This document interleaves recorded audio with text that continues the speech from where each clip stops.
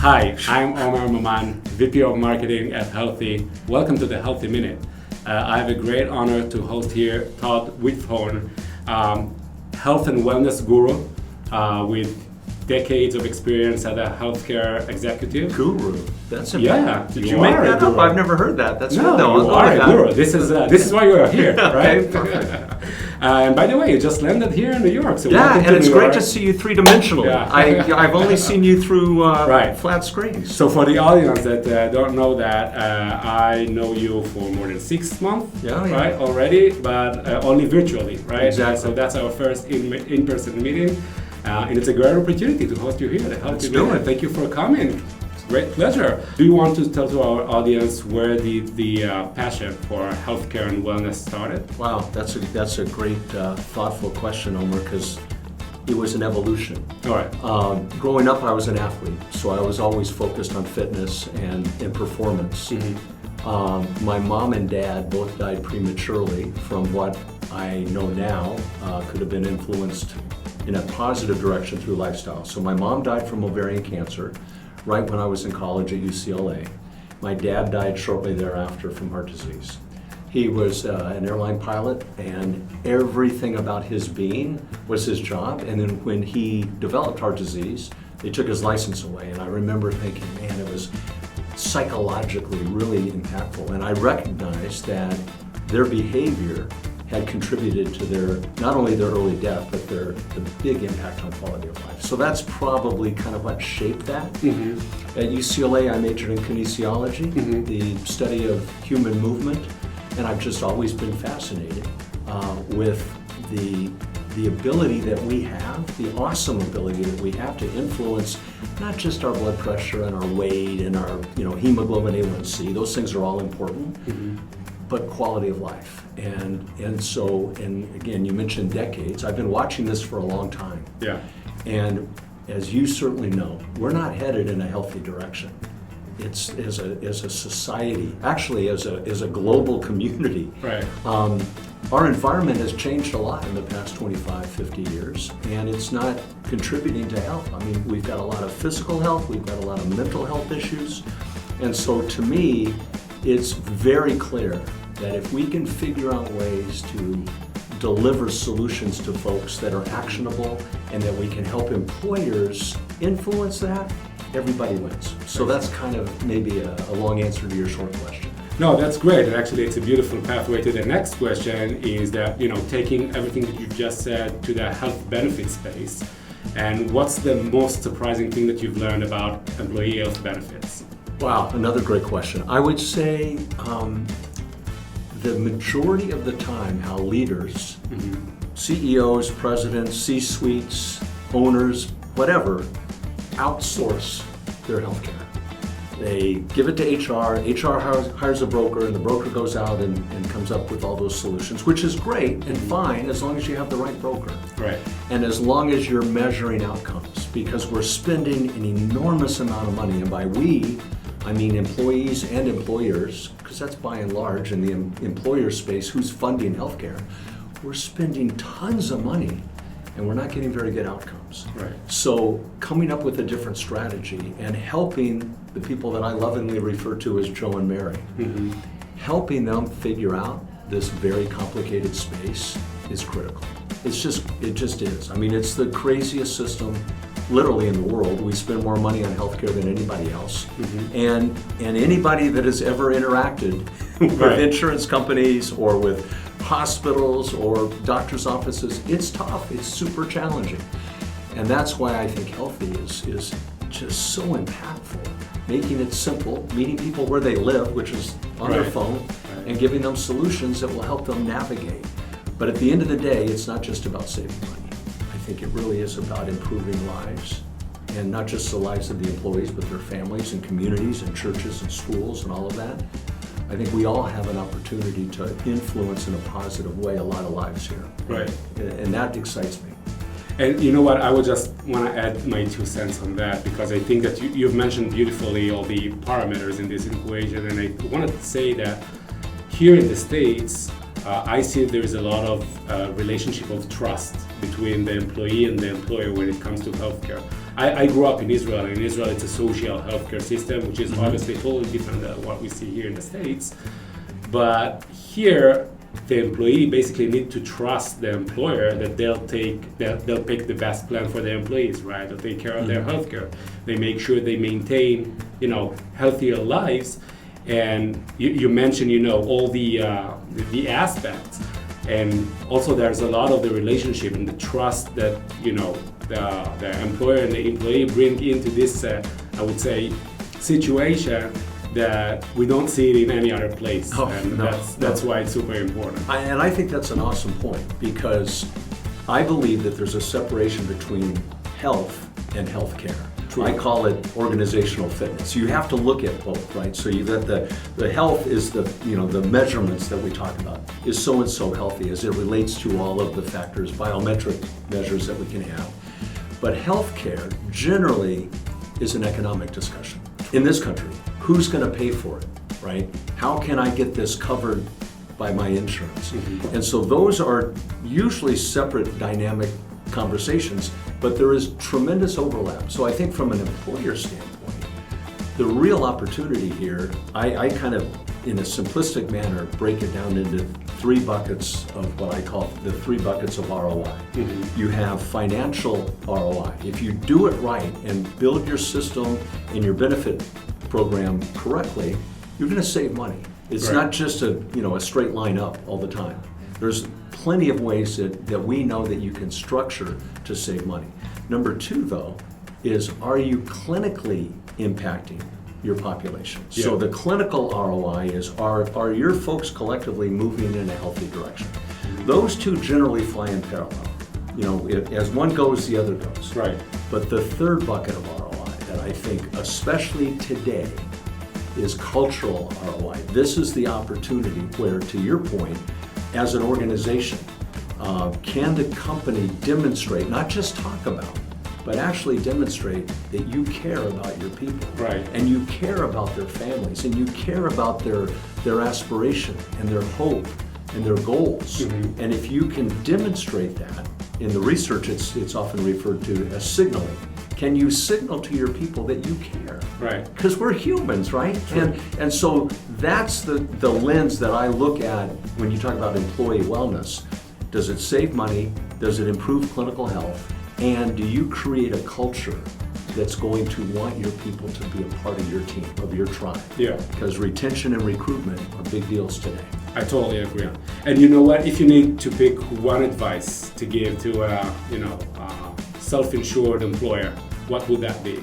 For the leadership to roll up their sleeves, to get involved, not just to outsource it, right? To get involved, structured in a way that you can measure it and that you can get a return on your investment. Because healthcare is expensive, but to be very strategic about aligning all of the stakeholders so they're in alignment with what you want to accomplish as an employer. Because you're the customer, you're writing the checks, and so you should be getting a return on that investment. And there should be, I think, a lot of accountability built into everybody that wants to be a part of your strategy or solution, so to speak. Right. Let's talk about AI and technology. All right. My strength. Surprisingly, right? No, because AI, is being talked these days it's being placed these days in a very negative, context, right? And Healthee, I think it's a beautiful example how you can do good with AI, right? And how you can improve people's lives with AI. What's your take on, the trends that you see with AI and technology in the health and wellness space? Well, anybody that knows me knows that I usually, the famous dad joke is that I can't spell IT. So, and I'm not even really sure what AI stands for, but I'm totally kidding. I know enough to recognize that it is an amazing tool if you use it right. And there's nothing, from my perspective, that is more perfectly built for AI than healthcare.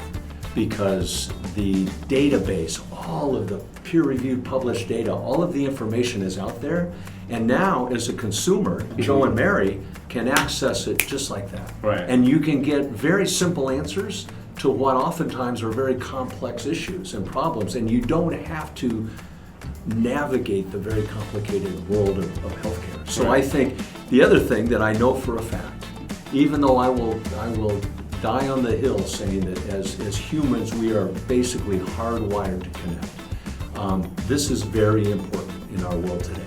And unfortunately, in the past 10, 15, 20 years for sure, a lot of humans have gone here, right? We've gone into that little device that we carry with us all the time. Right. The reality is we are tribal folks, and we are hardwired to connect. And to understand that if we can help people get to where they want to go quickly, it goes back to that trust factor, right? So most people don't want to call a stranger and talk to them about the rash on their leg. They just don't. Right. If they can get an answer quickly, and a good answer, right? An effective, clinically based answer, and can be pointed in the right direction, that's the solution. And that's where AI can be a fabulous tool. And the alacrity of it, the quickness of it, how fast. When I see you guys do, demo the Healthee app, my mind just explodes because it's just like that. You don't have to call HR and HR, and then they have to go look up no, it's done, bam, right now. And we talk a lot about trends, and we see that Gen Zers and Gen Alpha taking more and more center in the workforce today. And they don't call, right? No. They don't call to their parents. Their parents can make them call them. And right? they don't leave messages either. Right. And I just read an article that now in the academics, they take courses for telephobia. So they kind of experience telephobia. 75% of Gen Alpha today kind of having anxiety with picking up the phone and talk to somebody. And with them taking more and more center in the workforce, this is basically what they expect, right? This is the experience that they got used to, and this is what they expect. They just want to type in a question and get an instant answer without a need to share my personal stuff with my employer. We talked about the trust between the employee and the employer.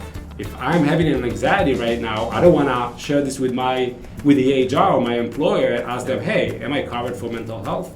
This is definitely wrong, from that standpoint, and obviously we are happy to be part of the solution, right? Well, I mean, you're spot on. The reality is that the data speaks very clearly that anybody born after 1995 is at a much higher risk for anxiety, for depression, for suicidal ideation. Young people in particular are struggling, right? And we can't gloss that over. We can't pretend it's not happening. It's happening. And as an employer, it goes back to, again, being honest and saying, okay, what can I do to support my folks here? What do they need? And the data, the Healthee data, which is now just evolving, the longitudinal database, which I'm super excited about, because you've got so many clients and so many belly buttons, so to speak, and you're able to look at that data and go, wow, here's an opportunity. And that's what I have learned in the past several months working with your CEO, with Guy, and the leadership team. Is like, here's an opportunity, let's build a solution for it. So the Healthee, what I call the widget, right? The solution today is not even close to where it's going to be. I mean, it's awesome now, but it's constantly it's the worst it's ever going to be. Yeah. For sure. And that is, to me, really exciting. I went to UCLA. And so you'll very rarely hear me say anything nice about anybody from USC. Hated rivals. But they had a demographer there for many years. His name was Ken Dykewald. And he wrote a book called Age Wave. And he used to say all the time, you have to throw the football where the receiver is going to be. And again, going back to your question about leadership and about what we should be looking at, we have to figure out where all this is headed. And again, it's not just a cost thing, it's not just about someone's biometrics, those things are all very important.